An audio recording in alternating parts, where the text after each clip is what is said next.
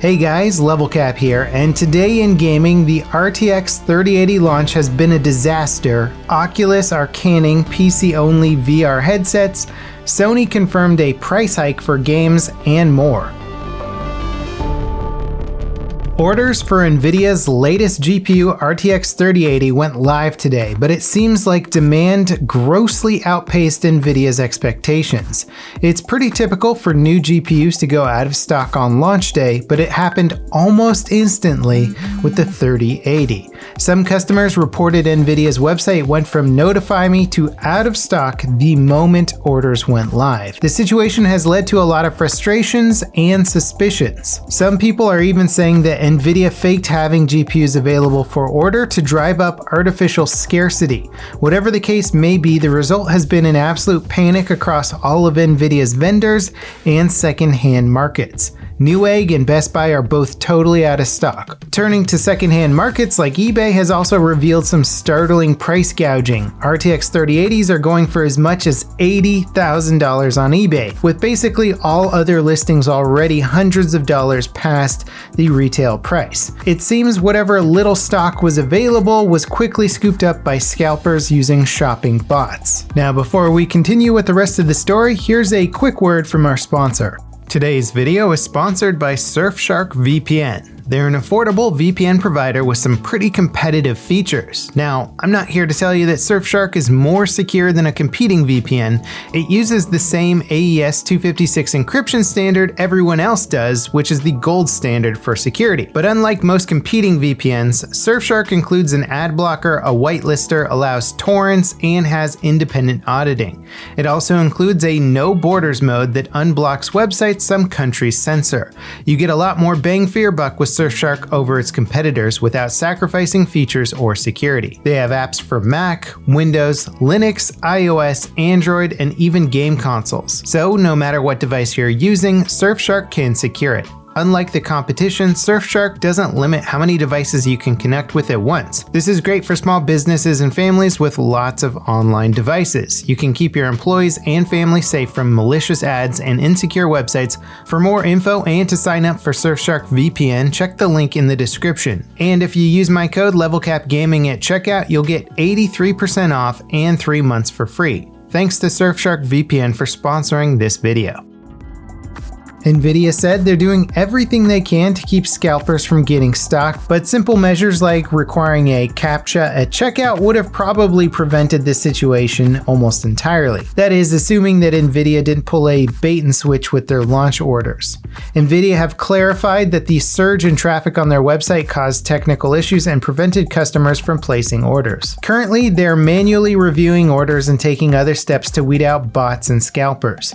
Of course, the RTX 3080 is only the tip of the iceberg. Its bigger brother, the RTX 3090, launches next week. Despite commanding a $1,500 price tag, it'll probably sell out in a matter of minutes as well. The more budget-friendly RTX 3070 launches on October 15th, and again, I'd expect it to be out of stock in the blink of an eye. The good news for current Nvidia GPU users is new drivers launched today, and they pack some highly anticipated features. Statistics reporting and automatic overclocking are now bundled into the GeForce experience, as well as 4K and 8K HDR gameplay recording. The Nvidia Broadcast app is also live. It lets you apply AI noise reduction to your audio and offers AI-powered background removal. The new drivers also enable Nvidia Reflex, a new latency game option that seeks to minimize input latency in supported titles. It's also supposed to reduce the impact of running a game at 100% GPU utilization on latency. Without Reflex enabled, games that utilize more than 90% of your GPU can cause your inputs to feel less responsive. With it enabled, you might see slightly lower FPS, but you'll have a much more responsive experience overall. Compatible games include Apex Legends, Fortnite, Valorant, Destiny 2, and more. However, not all supported games have been updated to include this option yet. Following yesterday's big PlayStation 5 price reveal, Sony have confirmed some eyebrow-raising details. The biggest one is games coming from their first-party worldwide studios will cost $70 instead of the typical $60. These titles include Demon's Souls, Spider-Man Miles Morales Ultimate Edition, and more. 2K Games and Activision recently confirmed an identical price hike for their games. Considering just how heavily monetized games are typically these days, you might think that they're actually raking in the profits left and right. The reality is, game development has massively ballooned in cost over the years.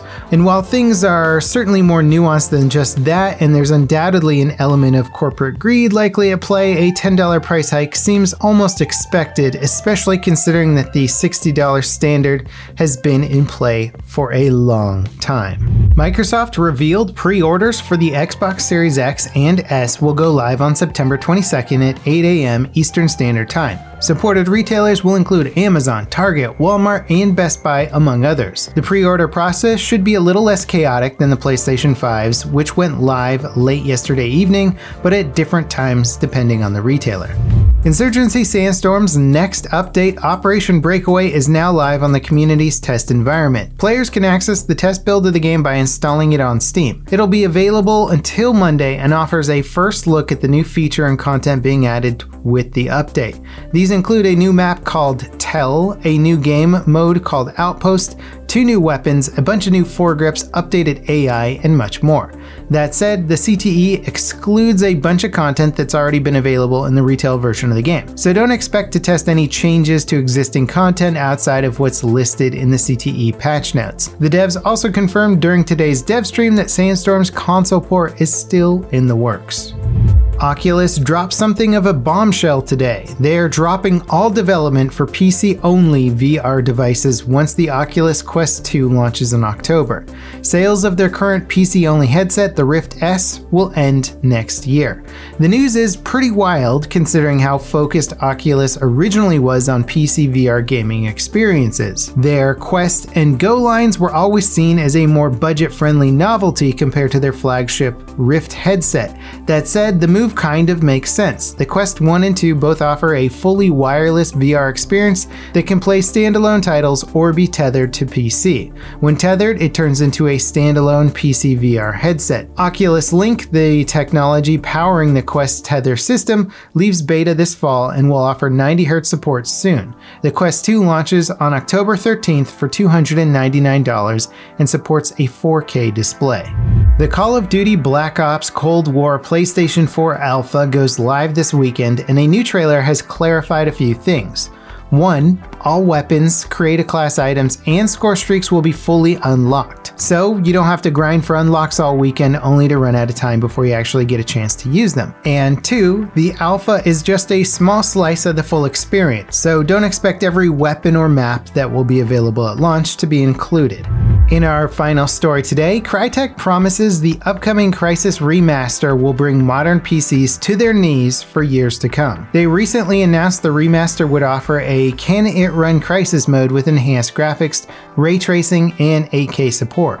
With this mode enabled, the game will hammer even the latest GPUs. According to them, you'll be lucky to hit 30 FPS with it on. The good news is it sounds like Crytek ensured the remaster settings will scale with future hardware. And that wraps it up for today in gaming. As always, guys, I hope you enjoyed. Let me know what article you thought was the most interesting in the comments down below.